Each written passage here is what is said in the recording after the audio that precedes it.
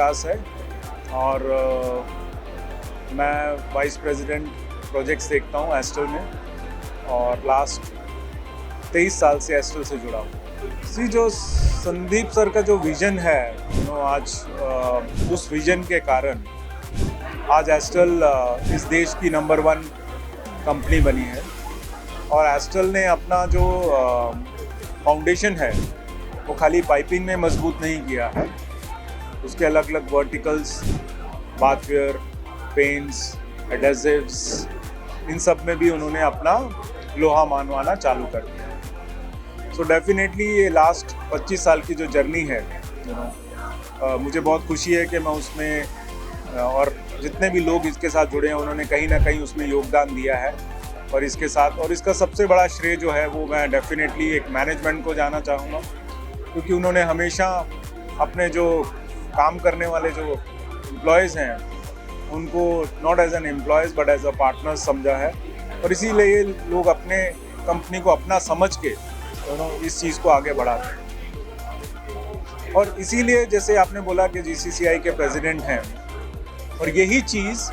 अभी आप जीसीसीआई के जितना भी करता धरता लोग हैं उनमें वो चीज़ देखने को मिलती है और यही एक कारण है कि ये साल का जो जीसीसीआई का जो इवेंट है वो सबको थोड़ा अलग, थोड़ा विभिन्न, थोड़ा भिन्न देखने को मिलता है। ये बहुत इनोवेटिव नाम है अगर मैं बोलूँ कि गेट 2025 और ऐसा इवेंट मतलब जीसीसीआई आई थिंक बहुत सारे इवेंट जीसीसीआई ने किए होंगे, लास्ट 75 साल का फाउंडेशन है जीसीसीआई का, बट इस तरह का माहौल, इस तरह का इवेंट, इस तरह का उत्साह शायद ही पहले ऐसा देखने को मिला। और ऐसा नहीं है पहले काम नहीं हुआ, पहले भी काम बहुत हुआ है, लेकिन जो लाइमलाइट में आना आज के दौरान के अंदर मीडिया है, प्रॉपर पॉलिसीज़ हैं, प्रॉपर डिस्प्लेज हैं, लोगों तक पहुंचाना उस चीज़ को, वो अपने आप में एक बहुत बड़ा एक मुश्किल कार्य है। सो आई थिंक और वो तभी पॉसिबल होता है जब सारी टीम एक साथ मिल के काम करती है। तो जीसीसीआई में भी वही देखने को मिल रहा है, वो उत्साह देखने को मिल रहा है, लोगों में एक लगन देखने को मिल रही है, लोगों में कुछ नया करने को देखने को मिल रहा है। सो आई थिंक वो एक बहुत बड़ा फैक्टर रहा है। तो मुझे लगता है कि एक लीडर के नेतृत्व में, जैसे अगर सपोज मैं बोलूँ हमारा प्राइम मिनिस्टर नरेंद्र साहब मोदी सर, उनके, अमित शाह जी के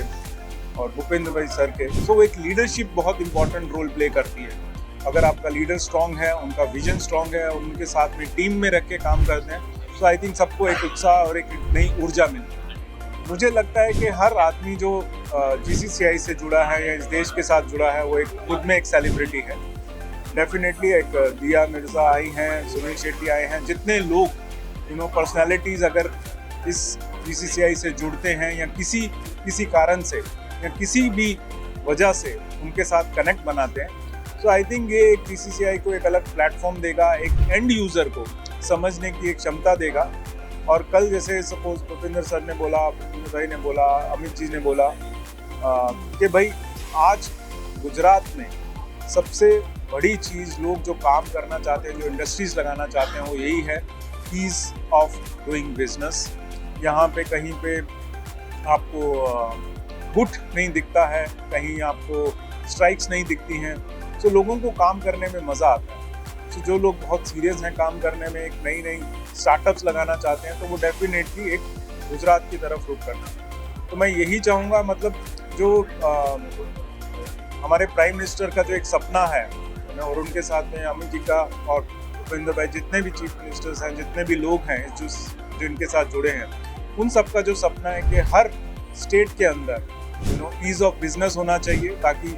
सभी लोग अपने अपने क्षेत्र में अच्छा काम करें और आगे बढ़े और रोज़गार मिले लोगों को। उन्होंने जो चीज़ एक बहुत सिंपल सी चीज़ बोली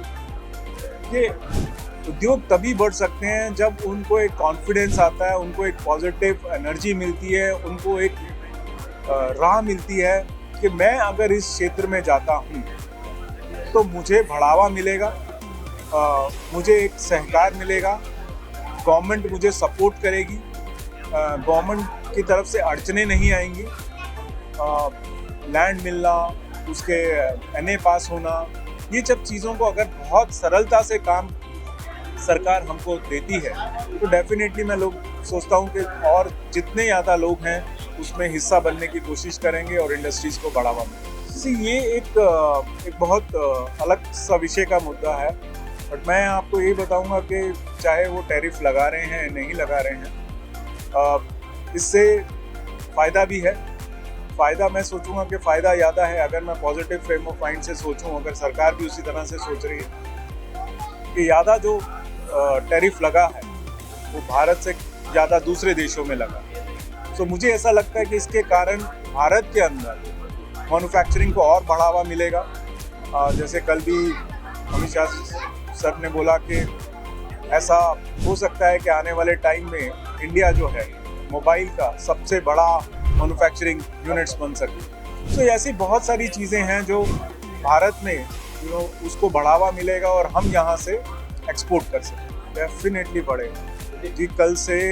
आज का अगर मैं आपको बोलूँ तो बहुत सारे लोग आ रहे हैं, लोगों को पता चल रहा है, वर्ल्ड ऑफ माउथ पब्लिसिटी बहुत हो रही है। GCCI ने बहुत अच्छा उसका एडवर्टाइजमेंट किया है, बहुत सारे एंड यूजर्स को पता चल रहा है। बट मुझे ये लग रहा है कि ये अपने आप में एक बहुत बड़ा इवेंट है, उसको जिस तरह से प्रेजेंट किया गया है, जिस तरह से इस चीज़ को लगाया गया है, तो आई थिंक बहुत से लोग जो हैं इसको देखने के लिए उत्सुक हैं, यहाँ पे अपना टाइम स्पेंड कर रहे हैं और बहुत अच्छी जानकारियाँ मिल रही हैं। तो आई थिंक ये GCCI का बहुत बड़ा कदम है और आई थिंक नेक्स्ट ईयर का डेट पहले से अभी अनाउंस हो गया है। सो मुझे ऐसा लग रहा है कि वेल एडवांस में प्लानिंग जो है वो बहुत सक्षम है, बहुत अच्छे से की है और जिसके लिए मैं GCCI का बहुत बड़ा धन्यवाद देना चाहूँगा। उनके साथ जुड़े लोगों का बहुत बड़ा योगदान है उसमें और उन सबको बहुत बहुत धन्यवाद कि हमको ये एक मौका दिया, इस प्लेटफॉर्म दिया जहाँ पे हम लोग बैठ के इंटरेक्ट कर सकते हैं, एक दूसरे की चीज़ों एक दूसरे को समझा सकते हैं और एक दूसरे के क्षेत्र में और ज़्यादा हम लोग उत्सुक होकर उसमें भागीदार हो सकते हैं। इससे बिना नसीब जो है वो बहुत एक शॉर्ट टर्म चीज़ है। आदमी जो है अपना नसीब मेहनत से लिखता है, बेशक उसका फल जो है वो देर से आता हो, कुछ जगह पे जल्दी आ जाता है, बट मुझे नहीं लगता है कि बिना मेहनत से कोई भी आदमी अपना नसीब लिख सकता है। संदीप सर ने अपनी मेहनत से अपना नसीब लिखा है, तो मैं यही बोलूँगा उनका एक विजन, उनका एक दूरदर्शी, उन्होंने उस समय उस चीज़ों के बारे में सोचा जब इंडिया में कोई नहीं समझता था या कोई नहीं सोचता था, जो एक बहुत टफ डिसीजन था। सो आई थिंक उनकी मेहनत, उनकी लगन और उनका ये विजन जो है उनको यहाँ तक लेके आया है।